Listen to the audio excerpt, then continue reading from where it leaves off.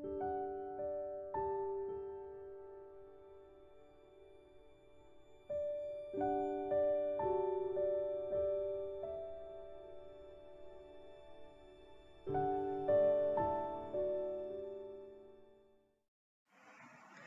everyone, this is Geoff here in Guatemala, and I'm really glad that through the power of technology, I'm able to share my thought for the week with you today. If you tune into the service on Sunday, my wife Ceci and I will be giving a short update on our ministry here in Guatemala. One of the things you notice when you go into a different culture like Guatemala is how they measure time. As a quick example, we know that in Langley 3, the church service starts at 10:30. So that means that Paul is at his piano playing at 10:30. But here in Guatemala, as a generalization, 10:30 can mean 10:30, or it can mean 10:45, or in some churches it can even mean 11 o'clock. Time's a really flexible issue here. And our time is something important to us.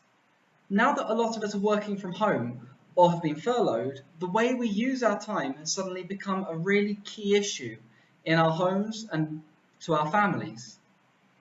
In the book of Ecclesiastes, in chapter 3, King Solomon writes, "There is a time for everything in our lifetimes." I really recommend you read that chapter. I'm just going to talk through quickly 3 different times that I believe are particularly relevant to us at the moment. A time to heal, a time to mourn, and a time to love. Right now the world is going through massive upheaval, and just driving down to Tesco's in Slough to pick up some food has become a stressful experience.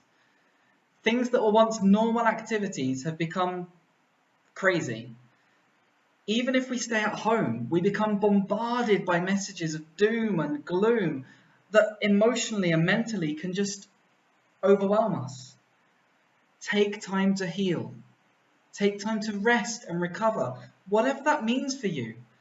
If you relax by reading a book, do that. If you relax by baking, fantastic. Send me some cake.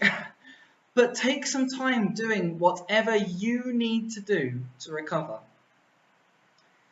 In the Gospels, we can read various times that Jesus, after a long day ministering to the crowds, he takes time out to rest. Repeatedly, he tells his disciples to rest.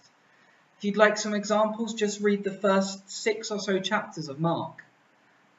We should follow his example in this. We need to take time to rest, to heal ourselves emotionally and mentally. Take time to mourn. Just a quick question, and I hope this doesn't depress us too much, but when was the last time you visited or went out with your best friend for a coffee? If you live apart from them, when was the last time you hugged your mum? When was the last time you were able to hug your child? It's okay to miss these things. It's normal, it's human to miss these things, and we shouldn't be bottling these things up inside. It's healthy to let these emotions out. Find someone you can complain to, either by phone or on Zoom or however, and do it. Tell them who you miss. Tell them activities you wish you could do. Listen to what they miss.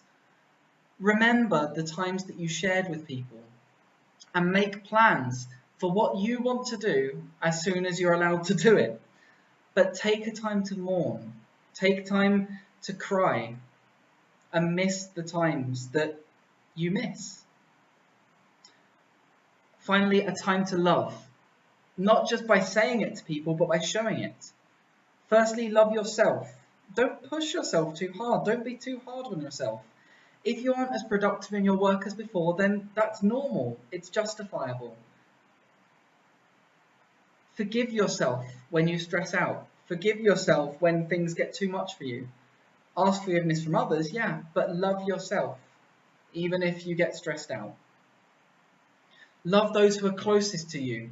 Be patient with them. Listen to them actively. Listen to what's stressing them out. Offer help.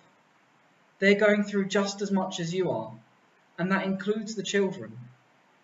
Finally, love your neighbour.